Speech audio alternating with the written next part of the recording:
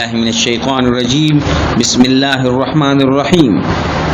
دی وخت کې مونږ حغلی ماستر همیش ګل همیش صاحب سره د هغه په اجره کې ناس یو چې یو معروف او مشهور عوامي او انقلابي شاعر او ادیب دی. د یوسفزی پښتو ادبي جرګې جنرال سکرټر دی. د مختلفو ادبي او سماجی تنظیمونو په مختلف وختونو کې په اعلی عہدو باندې پاتې دی. دین علاوه ملکی او بین الاقوامی سیاسی لحاظ سره هم یو ډیره چورا پوهه لري او د آل ټیچرز اسوسییشن ضلع ثوابه او مردان سو واری منتخب صدر پاتې شوی دی. همدغه رنګ یو نامتو مؤرخ او ملل شوی ریاضیدان دی چې په ریاضه کې د مختلفو کلیو تخلیق کوونکی دی. مونږ دی وخت کې هغه سره دغه په اجره کې ناس یو او راځي چې د هغه کلام د هغه نه د هغه په خپل ژبه باندې وورو. نو مهرباني کومه ګټه چې په ځای باندې پرتاوي کومه ګټه چې په ځای باندې پرتاوي درته وایم تر هغې پورې درنوي. ګونګټ څه کوي چې قدر کړي د ګلو ګونګټ څه کوي چې قدر کړي د ګلو د ګل قدر به د تور بورا سره وي. دا بله کیسه ځای چې دوبۍ قطر او کویت ته لاړ شو ځای چې دوبۍ قطر او کویت ته لاړ شو هلته کې ښې ډېرې پیسې شته دی. دلته دې ملک د ګرانۍ د لاسه دلته دې ملک د ګرانۍ د لاسه ډېرې دکې او حادثې شته دی. دا بله کیسه ده. جی ارشاد که مالدارو سره ګنج د سیمو زر شته که مالدارو سره ګنج د سیمو زر شته د غریب سړي ګوګل کې هم هنر شته. د اسبابو دې دنیا کې غافل نشي د اسبابو دې دنیا کې غافل نشي چې کیسه ده د دارا او سکندر شته. په دولت منصب اولاد چې غاویل نشي په منصب دولت اولاد چې غاویل نشي په داګر د دنیا سر د پاس سر شته. بیا وایه دا اخري شعر په دولت منصب اولاد چې غاویل نشي په دولت منصب اولاد چې غاویل نشي په داګر د دنیا سر د پاس سر شته. سبحان الله جزاک الله. زه به څه ووایم چې دا ومه او دا یم زه به څه ووایم چې دا ومه او دا یم د لوک داستان مجنون او نه لیلا یم نه د لوک داستان مجنون او نه لیلا یم. ہے افسوس د ارچا ہے افسوس د ارچا په سپک نظر کې ہے افسوس د ارچا په سپک نظر کې لیونی غوندې ښکارېږم د خندا یم. دا څو ټکي مې راغونډ کړي دي چې زه ستاسو مخکې نستا د کوڅې خاورې نه زما د کوڅې خاورې هر چا ته مقدمې دي اشنا د کوڅې خاورې. راغون سربراهان د اسلامي نړۍ چې کله شي راغون سربراهان د اسلامي نړۍ چې کله شي کړي لوبې شروع سره د چا د کوڅې خاورې. څوک ځي په مغرب څوک د شمال په لوري منډه کي څوک ځي په مغرب څوک د شمال په لوري منډه کي راوړي سره هر یو د خپل آقا د کوڅې خاورې. هم څوک میانزمانه کې د عدي کوڅې له ورشي هم څوک میانزمانه کې د عدي کوڅې له ورشي راوړي څوک د پیرس نه د ماما د کوڅې خاورې. هم څوک ځي د مارکسیس کوڅو کې ځان له خاورې ګوري هم څوک ځي د مارکسیس کوڅو کې ځان له خاورې ګوري راوړي څوک د برلن نه د لالا د کوڅې خاورې. څوک راشي د لینن کوڅه کې پرې خاورې راټولي څوک راشي د لینن کوڅه کې پرې خاورې راټولي راوړي څوک نرخواتنه د چاچا د کوڅې خاورې. سوکلاشي د لینن کوڅه کې ځان له خاورې ټولي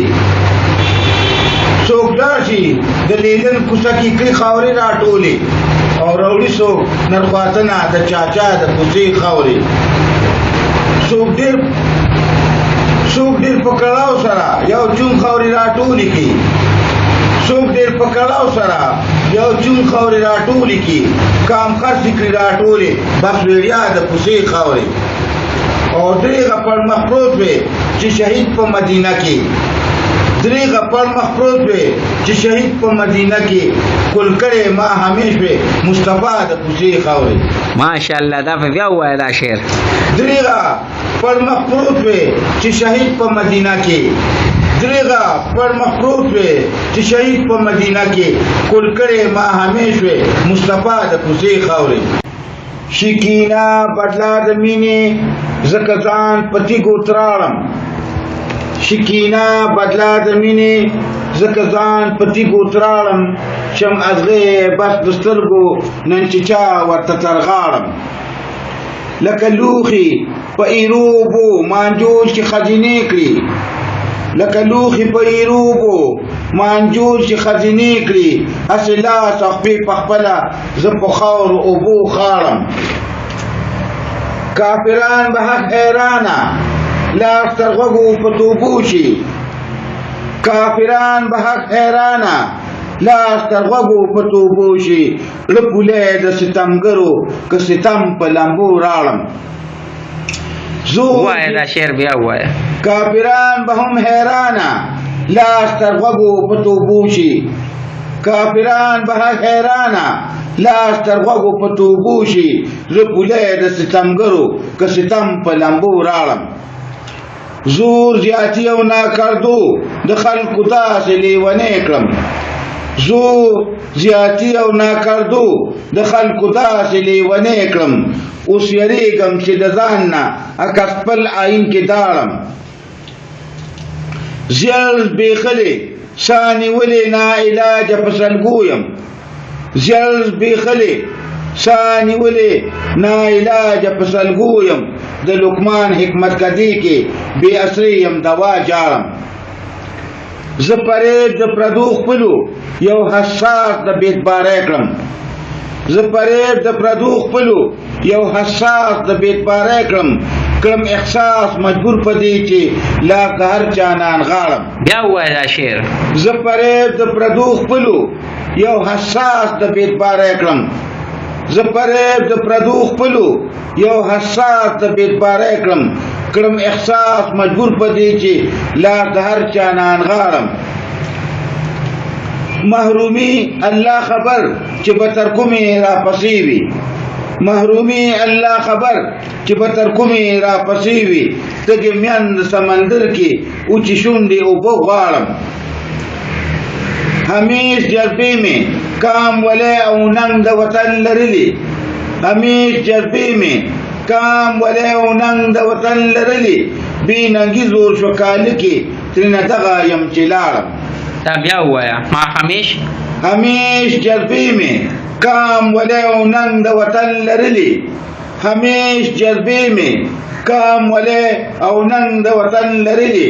بې ننګي زور شو کاله کې ترېنه دغه یم چې لاړم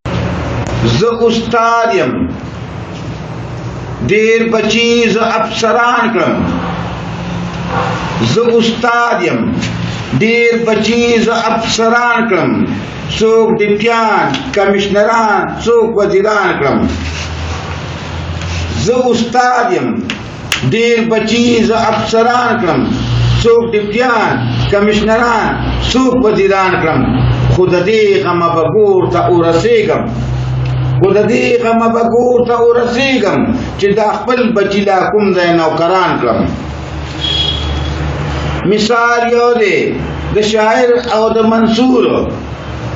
مثال یو دی د شاعر او د منصور تل خېجولې چې پدار شي بے قصور مثال یو دی د شاعر او د منصور خېجولې تل پدار شي بے قصور د اوښکو قابلې مې ارمانونو سرزی کاروان د زندګۍ می تکلیفونو سرزی. دا غزل دی. د اوښکو قافلې می ارمانونو سرزی کاروان د زندګۍ می تکلیفونو سرزی. سپیړې د تقدیر دک اشنا رنا خپا شو سپیړې د تقدیر دک اشنا رنا خپا شو د خپلان د میم زکا چې ګامونو سرزی کاروان د زندګۍ می تکلیفونو سرزی. ملګرو په حسرت با ولینه ګورم د غاما ملګرو په حسرت با ولینه ګورم د غاما ساکی دې په مکیر چې د جامونو سرزی کاروان د زندګۍ می تکلیفونو سرزی. اخلاص میں دے ملګرے په دریاب محبت کی اخلاص میں دے ملګرے په دریاب محبت کی کشته چې مسائل تا طوفانونو سرزی کاروان د زندګۍ میں تکلیفونو سرزی. سامان د تلو پلاز عازم یې د زیارت یم سامان د تلو پلاز عازم یې د زیارت یم د جون وړه لمحې مې د فکرونو سرزی کاروان د زندګۍ مې تکلیفونو سرزی. سبب ترینا جوړیږي د پتنګ شتی کېدلو سبب ترینا جوړیږي د پتنګ شتی کېدلو مگر چې باغې چیتا سرودونو سرزی کاروان د زندګۍ مې تکلیفونو سرزی. بیا خونا په چمن کې د بلبل جوړې روانېږي بیا خونا په چمن کې د بلبل جوړې روانېږي سیاد چې غلې غلې د دامونو سرزی کاروان د زندګۍ مې تکلیفونو سرزی. معراج د عاشقۍ دی چې بیوار لیونی شو معراج د عاشقۍ دی چې بیوار لیونی شو پتنګ د شمع خواله چورلکونو سرزی کاروان د زندګۍ مې تکلیفونو سرزی. ملګرو زه همیش به ولینه مرما د غما ملګرو زه همیش به ولینه غم نمرما د غما چې وینه د جګر مې د آهونو سرزی.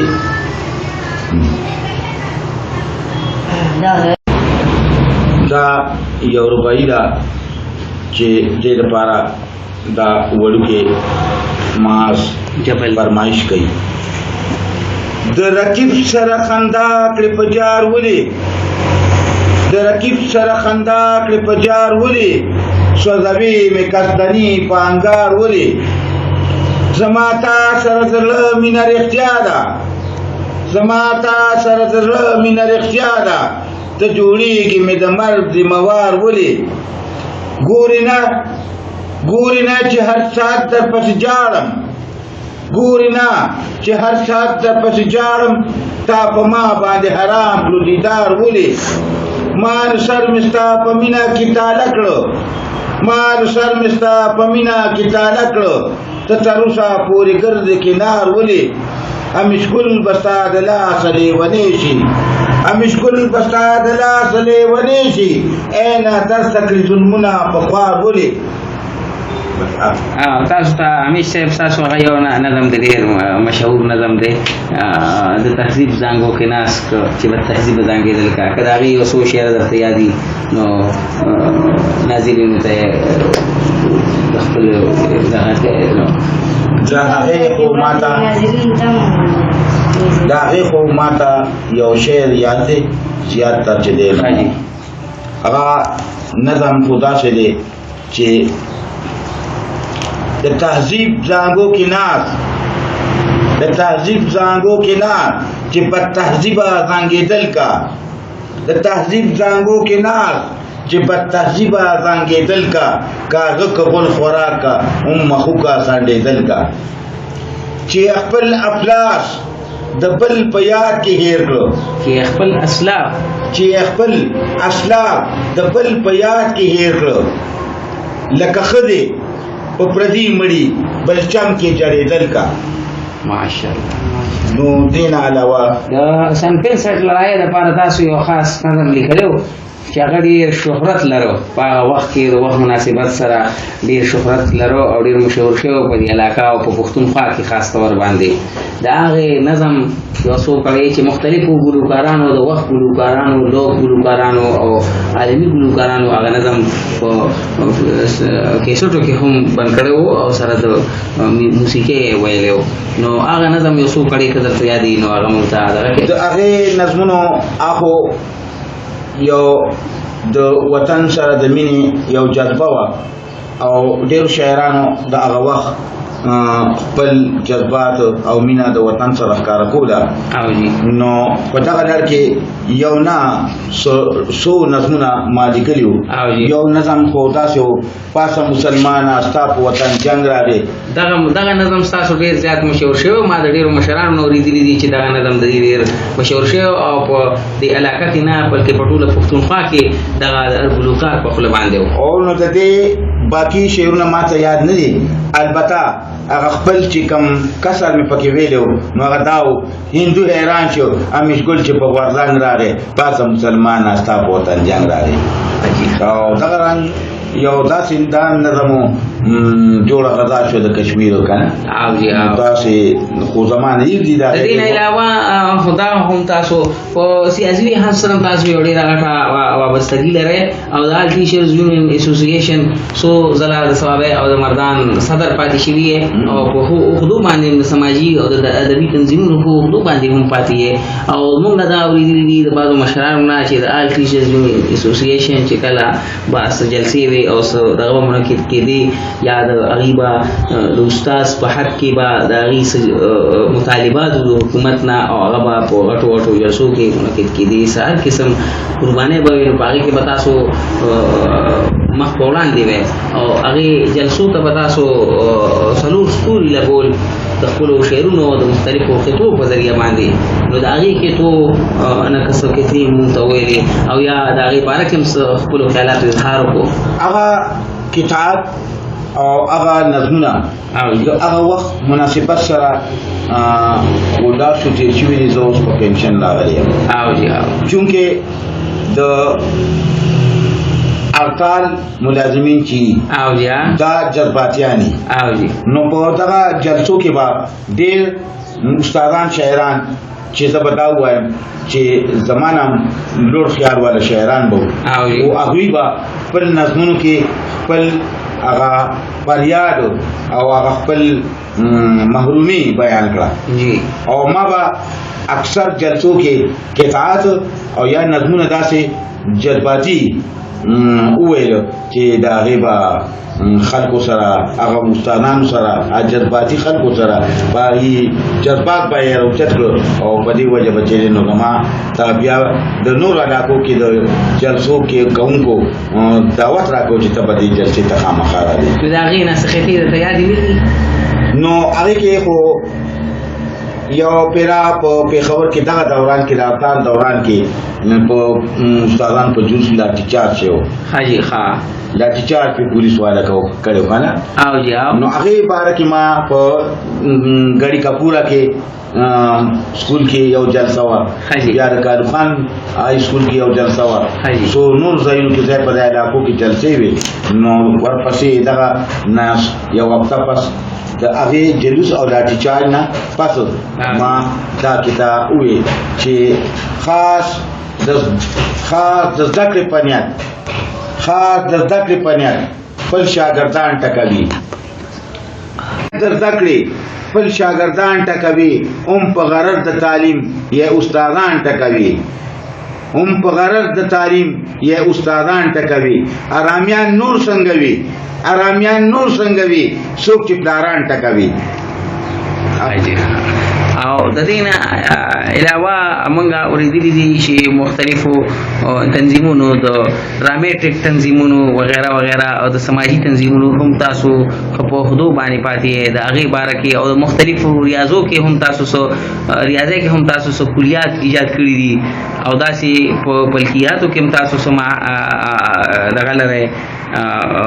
تجربه لري او د موسم په باره کې هم تاسو خپل داسې کلیه او مناظر دي چې هغه تاسو مشاهده کولی شي او فیشن ګویا کولی شي د هغه باره کې به موږ تاسو ویل شي الحمدلله چې د ډېر مهنت مشقت نه پسو چې زما دا شوق نو زه هر کال 15 میاشتې شپږ میاشتې مخکې د روژې د لومړۍ ورځ یا د اختر متعلق پیشنګوئی کوم چې په دغه ورځ باندې دغه تاریخ باندې روژه شوه نو دا به صحیح وي او کني د قوم به روژه مسلمانان به یو روژه کم ونیسي هم عکس وشي چې ما کم تاریخ 15 شپږ میاشتې مخکې ښودلی دغه رنګ د نور او د ځمکې د نور نه د چاپیر چل ګرځېدو د گردش هغه چې څومره وخت کې څومره ټایم کې دا خپل محور نه او څومره ټایم کې څومره وخت کې دا ځمکه د نور نه کې چاپیر ګرځي دغه ما تر سکندونو هغه اشاریو کې سلمي سي پورې چې معلومات دا حساب لګولې تحلیل کړی مې حاجی دین علاوه د ریاضه می د اشاریو د ضرب او د تقسیم ډېر اسانه طریقې تحلیل کړی دي او سوره پورې چې ما با کلاسونو ته ریاضي پڑھاوله نو زیاتر شاګردان سره چې سکولونو کې استادان به هم دغه طریقې دغه شو د ذکر شایقین شو هغه به دا غوښتل چې دا طریقه موږ د ډېر اسانه ده او د مساوی الاضلاع مثلث رقبه استل چې نو د دې کولیا څنګه فیثاغورس د قائمة الزاویه مثلث یو د رقبه استو طریقه تحلیل کړی و یا دا غینه مخکې 2000 کاله مخکې هیلن صاحب د عام مثلث د رقبه استو طریقه تحلیل کړی و دا د هیلن صاحب طریقه د ارن مثلث لپاره وا ډیره اوږده نو فیثاغورس صاحب په دغه کې اسانتیا د انسانانو لپاره راوستي ده او هغه صرف د یو مثلث قائمة الزاویه رقبه ډیره په اسانه باندې معلومولو یو طریقې تحلیل کړه او ما دغه شان د مثلث مساوی الاضلاع چې دوی ورزلې یو برابرۍ دا غیر رقبه استل ډیره په اسانه او دغه دواړو صاحبانو د کولیو نه هم ډیره اسانه کولیه باندې رقبه استل چې نو دا ما تحلیل کړی دي خو د دې باره کې چې نو پکار دي چې حکومت زما مرسته وکړي او بین الاقوامي سطح باندې دا شایع شي د دې اشاعت کولو لپاره او زما مرسته وکړي د تاریخ باره کې نو ماشاءالله داسې د ډېر تاریخي خبرې داسې هم دي چې د ډېر لوړو مورخینو ته یادې نه دي او ما یادې کړي دي او دې باره کې ما ډېر خرچ کړی دی، ډېر محنت مې کړی دی. که ما ته پته ولګېده چې د نن دې ځای نه 50 کیلومتره فاصله باندې یو کس ته تاریخي پوهه شته دی، نو زه به لاړم او هغه څه هغه نه به مې ځان د تاریخ باره کې پوهیو. نو دا سات زه دا ولرم چې په دې خپل مردان ډویژن کې یا خیبر پښتونخوا کې د تاریخ کم عالمان دي، نو شاید چې بعضې تاریخي خبرې به هغوی ته معلومې نه وي چې زه یې د هغې باره کې یادداشت